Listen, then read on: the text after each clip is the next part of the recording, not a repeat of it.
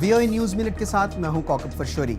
Iraq के जुनूबी शहर बसरा के करीब एक बस स्टेशन पर बम धमाके में 10 अफराद हलाक हो गए हैं। शुमाली कोरिया की बढ़ती हुई फौजी कुव्वत के पेश नज़र अमेरिका की जानिब से अपने मिसाइल डिफेंस प्रोग्राम को मजबूत बनाने के मंसूबे पर चीन ने तनकीद की है।